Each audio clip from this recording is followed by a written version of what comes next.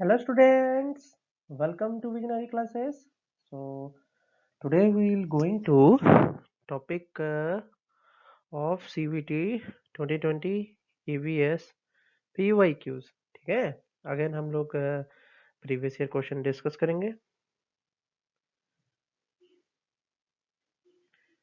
Previous year questions 2022 का जो कि EVS में आ रखा था। Lots of students have doubts regarding the EVS subject. Okay, so any graduate, कोई भी ग्रेजुएट अगर हो किसी भी साइंस स्ट्रीम से,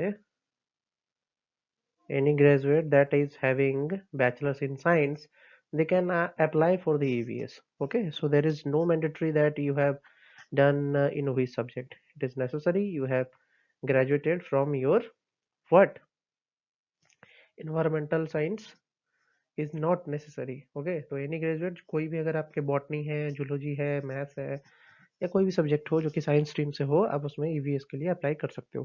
दिस इज वेरी सिंपल। ठीक है, और हम लेक्चर नंबर 2 पे जाने वाले हैं। क्योंकि प्रीवियस ईयर क्वेश्चंस बहुत इंपॉर्टेंट होते हैं, मैं बार बार आपको अगेन सजेस्ट करता हूँ कि आप प्रीवियस ईयर क्वेश्चंस को रेगुलरली देखा करिए।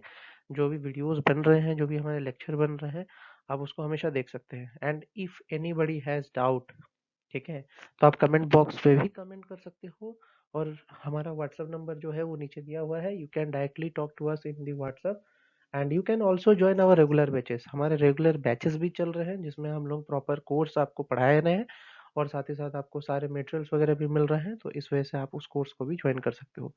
So let us begin the new lecture that is here.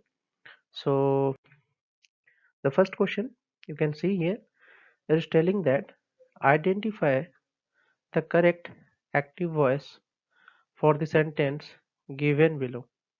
ठीक है, correct active voice for the sentence given below. ठीक है, एक्टिव वॉइस की बात की है।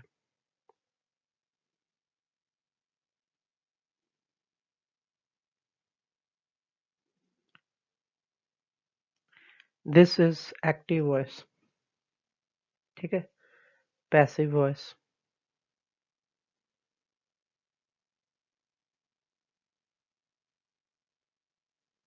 तो ये एक्टिव पैसिव वॉइस हम लोग क्यों पढ़ते हैं? ठीक है, देखो ये इंग्लिश का टॉपिक है, इंग्लिश से भी क्वेश्चन आते हैं, जैसे कि रिपोर्टेड स्पीच का क्वेश्चन है ये। तो आप किस तरीके से रिपोर्ट कर रहे हो किसी भी सेंटेंस को, उस हिसाब से ये क्वेश्चंस आते हैं। ठीक है, तो ये क्वेश्चंस तो इम्पोर्टेंट है क्योंकि ये इंग्लिश टॉपिक से है। इंग्लिश से तो क्वेश्चन आएगा ही भाई, इंग्लिश नहीं पढ़ोगे तो कैसे होगा। सीवीटी का जो रीजनिंग, इंग्लिश और मैथमेटिकल पोर्शन है, उसमें भी आपको क्लियर कट एग्जाम्स में पास होना है, तो इसके लिए इंग्लिश भी पढ़ना जरूरी है।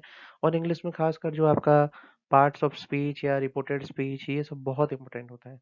ठीक है, तो यहाँ पे जो क्वेश्चंस दिया है, देखो क्या दिया है। ये पूछता है when were my shirts return by Ajay. यहाँ पे ये क्वेश्चन पूछा है, when were my shirts return by Ajay. Clear है, ये क्वेश्चन पूछा है। देखो इसका कभी भी एक्टिव और पैसिव वॉइस अगर हम करते हैं, तो हम कभी भी क्वेश्चंस की बात करते हैं तो क्वेश्चंस दो तरीके से शुरू होते हैं। एक तो होता है ऑक्सिलरी वर्ब से, जैसे कि ये वगैरह है, डू, डीड, हैव से। और एक होता है डब्ल्यू एच क्वेश्चन से, जिसकी शुरुआत डब्ल्यू एच से होती है। क्लियर, जैसे कि what, why, when, where, how. ठीक है, फिर ऑक्सिलरी वर्ब आ रहा है। तो इसमें क्वेश्चंस में कैसे बनाओगे, क्या तरीका है बनाने का, तो थोड़ा एक एक करके ना एग्जाम्पल के थ्रू से समझो, otherwise it is very difficult for you. Example जो होता है वो काफी इजी होता है आपके लिए, तो एग्जाम्पल के थ्रू से समझोगे तो ज्यादा अच्छा रहेगा। देखो पहला क्वेश्चन पूछता है कि do you love him, active voice में दे रखा है। तो आपको करना क्या है, ऑक्सिलरी डू को ईज से रिप्लेस करना है। हिम जो था, हिम मतलब क्या था, एक्टिव वॉइस का जो ऑब्जेक्ट। ठीक है, वो पैसिव वॉइस में क्या हो जाएगा, सब्जेक्ट। ठीक है, और एक्टिव वॉइस का जो सब्जेक्ट है, मतलब जिस इंसान के बारे में सब्जेक्ट है, ठीक है, वो क्या हो जाएगा, यहाँ पे ऑब्जेक्ट हो जाएगा। बहुत ही क्लियर है, बहुत ही क्लियर है। अगर ये चीज याद रखोगे तो बहुत ही आसान है। तो देखो क्या बताया है, डू यू लव हिम, तो यहाँ पे क्या हो गया, is he loved by you.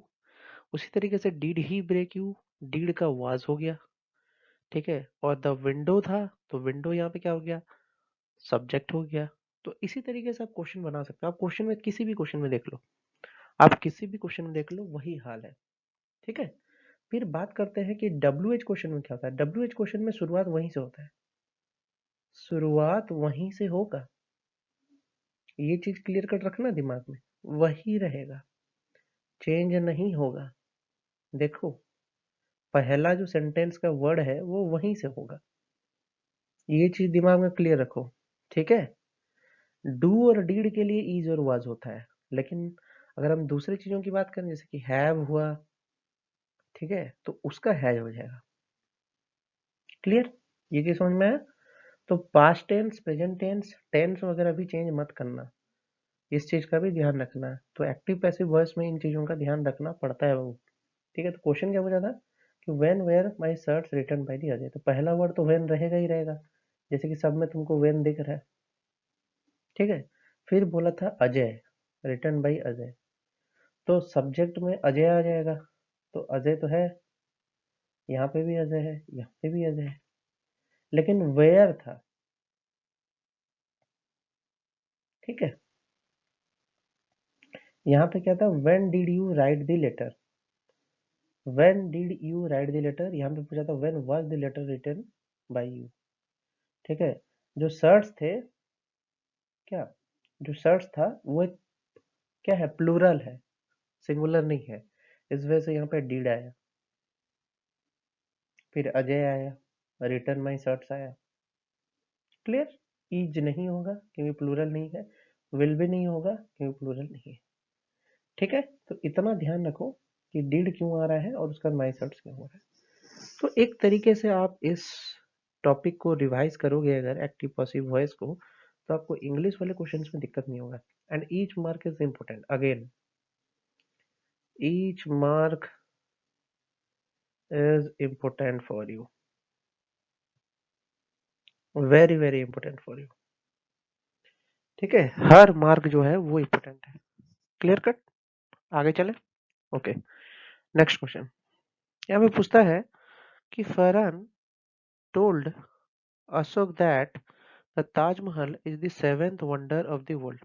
ये बहुत ही सिंपल है, जैसे ही दैट आता है इसको हटा के कुछ नहीं करना है, ये सिंबल लगाना है, और जो पीछे का सेंटेंस होता है उसको क्या करना है, ब्रैकेट में रख देना है। तो यहाँ पे दिख रहा है Taj Mahal is the seventh wonder of the world, Taj Mahal is the seventh wonder of the world, Taj Mahal is the seventh wonder of the world, और यहाँ पे भी है Taj Mahal in the seventh wonder of the world. तो ये वाला पोर्शन तो आपको समझ में आ रहा है कि दैट के बाद कुछ भी है तो उसको ब्रैकेटेड फॉर्म में लिख दो, डायरेक्ट स्पीच की बात की जाती है। क्लियर है। बट इससे पहले क्या लगोगे, देखो टोल्ड बोला है, टोल्ड मतलब वो कुछ बताया है, सजेस्टेड नहीं होगा, ठीक है। टेल्स तो होगा ही नहीं, ठीक है। और सेज भी नहीं होगा, होगा क्या, सेड, सजेशन नहीं दे रहा है, ठीक है। टेल्स अभी नहीं बोल रहा है, ठीक है। सेज से नहीं कर रहा है, ठीक है। सेज बहुत सारा सेज नहीं कर रहा है, एक ही वर्ड एक ही चीज बोला है, ठीक है। तो that's why this is said. तो ये इतना इजी है, ये बहुत ही इजी क्वेश्चन है, इसमें ज्यादा दिमाग लगाने की जरूरत नहीं। इंग्लिश के 5 क्वेश्चन आएंगे, एक्टिव पैसिव वॉइस सही से पढ़ो तो ये क्वेश्चन भी बना लोगे, दिस इज वेरी इजी, ठीक है। Don't involve in so much of discussion about this things. Clear. लेकिन स्टिल हमको थोड़ा डायरेक्ट और इनडायरेक्ट स्पीच का नॉलेज होना चाहिए। So for direct and indirect speech knowledge, I will discuss here some examples so that you can easily answer it. Okay? तो अगर present simple में दिया है she said it's cold, यहाँ पे लिखो she said it was cold। अगर लिखा है present continuous में तो बोलता है she said I am teaching English online, यहाँ पे लिखो she said she was teaching English online। Present perfect simple दिया है तो क्या लिखा है, she said I have been on the web since 1999, यहाँ पे लिखो she said she had been on web since 1999। Present perfect continuous में लिखा है she said I have been teaching English for 7 years, तुम पास्ट परफेक्ट कंटिन्यूअस में लिखो she had been teaching English for 7 years। Okay, तो said लगेगा और फिर आपका चेंज हो जाएगा। क्या आप क्या बोल रहे हो? आप second as a second person बात कर रहे हो। जब भी इनडायरेक्ट स्पीच की बात कर रहे हो आप सेकंड पर्सन की तरह बात कर रहे हो, आप उसको दर्शा रहे हो, फर्स्ट पर्सन की तरह बात नहीं कर रहे हो यहाँ पे। ठीक है, जहाँ पे आई लगा था वहां पे शी लग जा रहा है। ठीक है, आई लगा है शी लग गया। ठीक है, शी लग गया, आई है शी लग गया। क्लियर? तो पास्ट परफेक्ट कंटिन्यूअस में अगर है तुम्हारा कोई भी चीज, ठीक है, तो इसमें ऐसे रख दो। इसमें पास्ट परफेक्ट में है तो भी नो चेंजेस है। दिमाग में क्लियर रखो। A rule when you report something someone has to set to you go back a tense. ठीक है, तो कुछ टेंसेस का चेंजेस होते हैं जिसके बारे में आप थोड़ा ध्यान रखना जब भी आप एग्जाम दे रहे हो। These are the typical examples for your help. अगर एग्जांपल्स नहीं बताऊंगा तो आप क्वेश्चंस नहीं बना पाओगे। That's why I have given you this kind of examples so that it is very helpful for you. ठीक है, ये सारे एग्जांपल्स को एक बार डिटेल में जाके देखो और इसमें कैसे चेंजेस हुए हैं वो सब आपको पता होना चाहिए। जैसे कि यहाँ पे टॉट ऑनलाइन दिया है तो ये क्या है? पास्ट टेंस है। ठीक है, सिंपल पास्ट है। या हैड टॉट पास्ट परफेक्ट हो गया। क्लियर है? तो ये चीज याद रखना है, पास्ट सिंपल रहता है तो पास्ट परफेक्ट बन जाता है, पास्ट कंटिन्यूअस रहता है तो पास्ट परफेक्ट कंटिन्यूअस बन जाता है, यहाँ पे पास्ट परफेक्ट रहता है तो यहाँ पे भी पास्ट परफेक्ट रहता है। ये चीज याद रखना है। ठीक है, तो अगर सेंटेंस आपको डायरेक्ट स्पीच में दे रखा है और आपको पूछता है कि इनडायरेक्ट स्पीच में उसको कन्वर्ट करो, तो आपको ये रूल्स फॉलो करने होंगे कि प्रेजेंट सिंपल पास्ट सिंपल पे चेंज हो जाएगा, प्रेजेंट कंटिन्यूअस पास्ट कंटिन्यूअस पे चेंज हो जाएगा।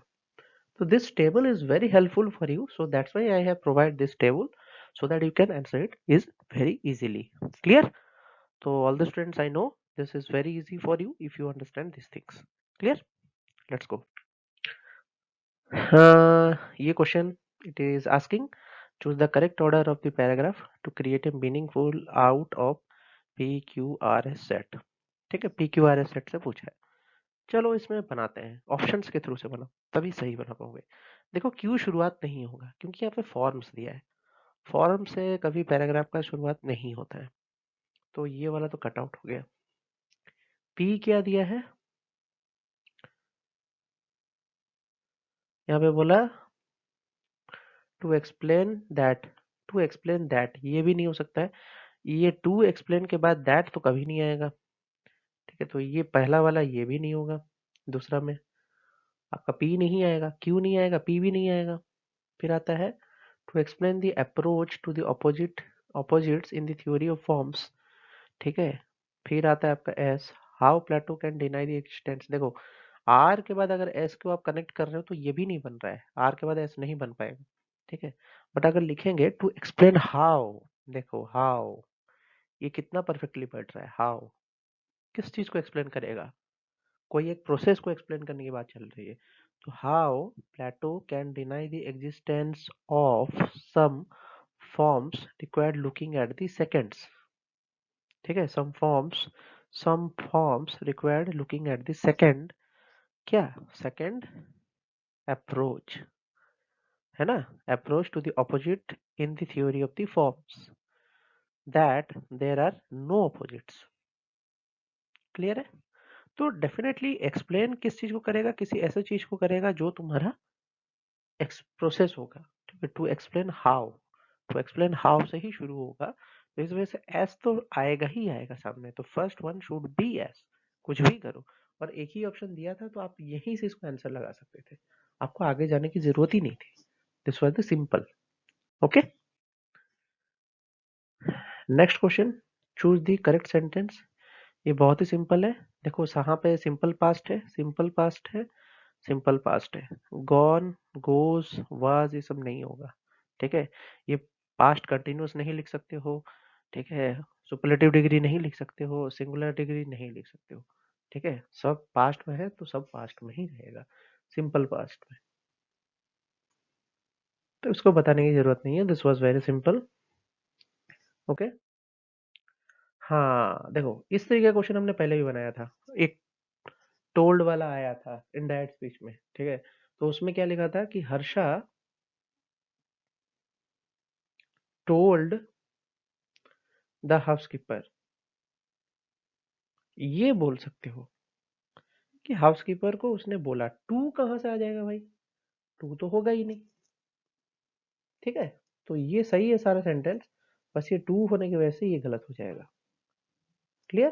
तो आई होप कि इस लेक्चर को आपने एंजॉय किया होगा सारे स्टूडेंट्स जो भी हैं। And if you have some doubts, if you have some genuine doubts regarding this thing, so you can discuss with us. And for the regular sessions on the part B of environmental science, you can definitely join our classes and boost up your exam preparation, क्योंकि exam जो है वो मई में again होने वाला है। तो हमारे पास अब कैलेंडर आने की वजह से हम लोग मई का एग्जाम्स एक्सपेक्ट कर सकते हैं, ठीक है। So all the best students, have a nice day.